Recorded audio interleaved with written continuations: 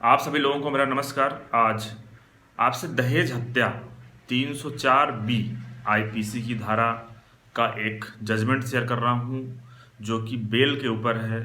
304 B के मामले में जब कोर्ट किसी आरोपी को बेल ग्रांट करती है तो कौन कौन से फैक्ट देखती है, और अगर आपका ही मामला कुछ इस प्रकार से है, क्योंकि 304 बी के जो मामले होते हैं जिसको हम दहेज हत्या कहते हैं, ये अधिकतर मामले तो ऐसे होते हैं कि एक ही आरोपी होता है। हमने मान लिया एक आरोपी है, लेकिन साथ में उनके परिवार वालों को भी 4-6 लोगों का नाम उसमें डाल दिया जाता है और सभी को जेल जाना पड़ता है। तो ये मामला डिसाइड किया गया पटना हाई कोर्ट से। अब इस मामले की स्टोरी क्या थी, केस के फैक्ट क्या थे, और हाई कोर्ट ने किस आधार पर आरोपी को बेल दिया, इस संदर्भ में आपसे चर्चा करूंगा। तो साथियों, आज आपसे मैं जिस जजमेंट की चर्चा कर रहा हूँ ये है रुबाना खातून वर्सेस स्टेट ऑफ बिहार के नाम से है। रिसेंटली डिसाइड हुआ है पटना हाई कोर्ट से। इस केस की स्टोरी कुछ ऐसी थी कि एक लेडी है जो सुसाइड कर लेती है, और उसके मायके वालों का ये आरोप है, उसके घर वालों का ये आरोप है कि हमारी बच्ची की अभी शादी हुई थी और उसको दहेज के लिए इतना परेशान किया गया कि उसने उसकी दहेज की वजह से उसकी हत्या कर दी गई।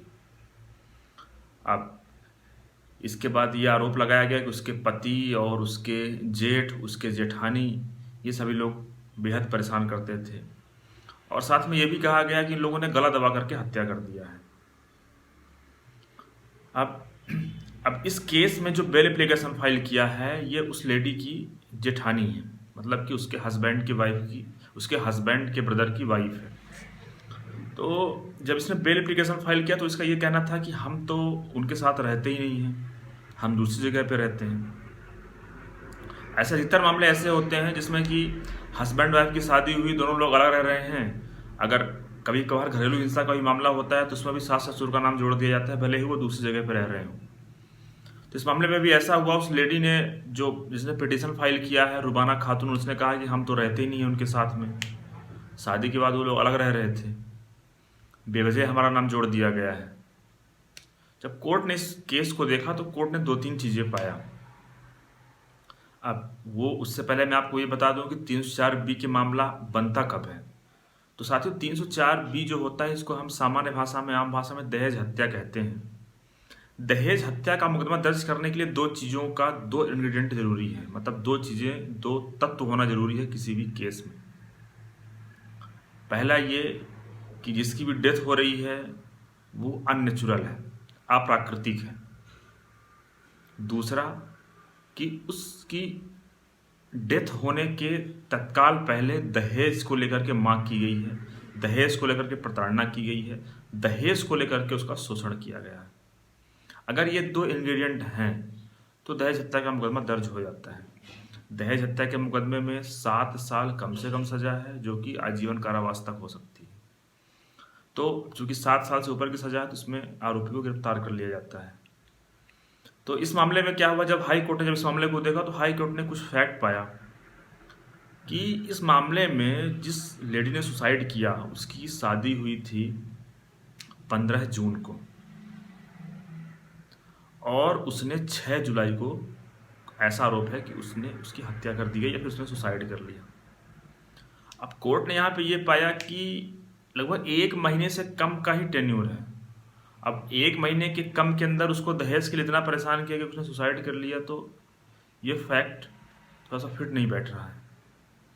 दूसरा ये कि जैसा कि आरोप लगाया जा रहा है कि जो उसकी डेथ हुई है, जैसा कि रिकॉर्ड में है कि स्ट्रैंगुलेशन से डेथ हुई है, मतलब गला दबने से उसकी मृत्यु हुई है।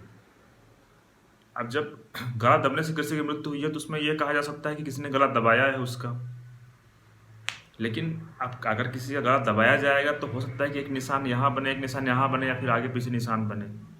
लेकिन अगर कोई सुसाइड करता है तो उसमें एक सिंगल लिगेचर बनता है यू आकार का, मतलब जैसे फंदा कोई लटकाया तो यू आकार का वो एक निशान बनता है। तो ऐसी कंडीशन में ये कहा जा सकता है कि उसने सुसाइड किया है और उसके गले में यू आकार का निशान पाया गया, तो इसका मतलब है कि वो उसने सुसाइड किया है, उसको गला नहीं दबाया गया। तो कोर्ट ने यहाँ पे पाया कि पहली बात तो वो लेडी अलग रह रही है जिसने ये बेल एप्लीकेशन लगाया है। दूसरी बात ये है कि शादी को 1 महीने भी नहीं हुआ है, 1 महीने के पहले ही उसको इतना परेशान किया कि उसकी हत्या कर दी गई। ऐसा अभी तो ऐसा समझ में नहीं आ रहा है। तीसरा ये है कि एक ही लिगेचर पाया गया। लिगेचर मतलब वही होता है कि गहरा निशान, जिसको हम कह सकते हैं आम भाषा में।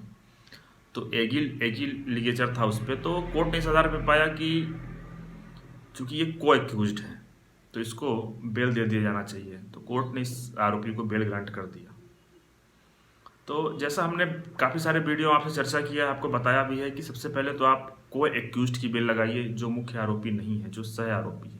वैसे इस केस में भी मुख्य आरोपी हस्बैंड था, हस्बैंड अभी भी जेल में है, लेकिन जो ये जेठानी है इसको बेल कोर्ट ने ग्रांट कर दिया। तो सबसे पहले आप को एक्यूज्ड की बेल लगाइए, उसमें कुछ ग्राउंड सर्च करिए, उसके बाद फिर मैन एक्यूज्ड की बेल लगानी चाहिए।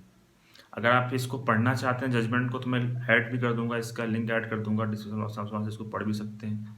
आपका भी कुछ केस अगर ऐसा है जो 304B का है, इस केस में 304B और सेक्शन 34 लगाया गया। सेक्शन 34 आपको पता होगा कॉमन इंटेंशन के लिए होता है, जहाँ की एक से ज़्यादा लोग होते हैं, सभी ने मिल करके कुछ एक्ट किया है, कोई अपराध किया है, तो सेक्शन 34 लगता है। तो इस केस में वही हुआ था, 304B IPC का और सेक्शन 34 लगाया गया था।